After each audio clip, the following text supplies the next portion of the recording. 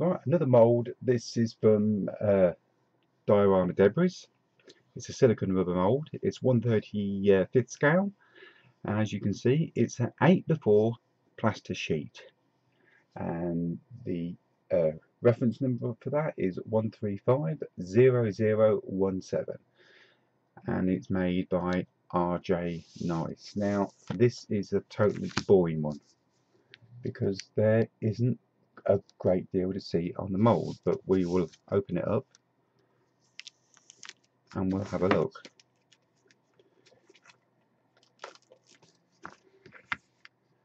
As you can see, there is nothing to it, but this is going to create plaster sheets, the right thickness and the right dimensions for using on the inside of your walls for your dioramas. So when you actually build a house, you can actually glue these straight on. There'll be a dead smooth finish which you can put paper, wallpaper on, pictures and everything like that. So it's a totally boring mould, but I thought I'd show you it. Now I'm going to cast this one and we'll have a look what they come out like, and we'll have a little bit of a discussion of what else you can use them for. Right, the mould that I've just taken away and cast, what I've actually cast is these, and you're going to say, what the hell are they for? Well, these, would you believe, are 8x4 sheets of plaster, as we get standard now 8x4 sheet of plasterboard. And you're going to say, what you're going to use then for plasterboard? They didn't have it, but back in the war-torn times. But this is just an easy way of creating plasterwork. Now, they come in at 70mm high. I'll put the ruler down there, sorry. They come in at 70mm high, which in 1/35th scale is one lift of a building. So that would be your building from floor to ceiling. It would be one piece of that. So that means when you've actually done your building, you can go around and glue these on all the way around inside your building on the first lift or even on the second lift.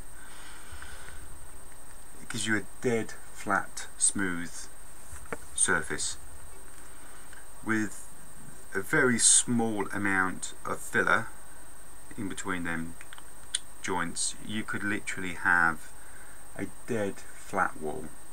And also as well, if you've got brickwork, well, when the camera decides, you can break these like so, and the camera focuses again.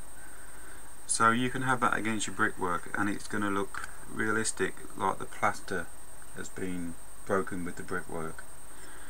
So this is going to be a very, very, very versatile little sheet. It's very easy to cast, it's very easy to use, and it will make your diorama in, well, your buildings look more realistic. Now, I wouldn't use these on ceilings. When the camera focuses, I'll move my hands. It's trying to catch up with my hands. I would not use these on ceilings for the simple reason is all ceilings in them day and age were lath and plaster, i.e. very thin pieces of wood and plastered over the top of it. So we can use all these on the walls, everything else, and I will do a video very soon actually on how to do a lath and plaster ceiling. I know we're skirting off the subject of this particular plaster work, but a lath and plaster ceiling, if you want to do a damaged ceiling, you want the laths hanging down, you want the laths on the floor to make it look realistic and sort of depict exactly what's going on. I will show you how to do that. I have a method. It's very good, it works, and it's very easy. And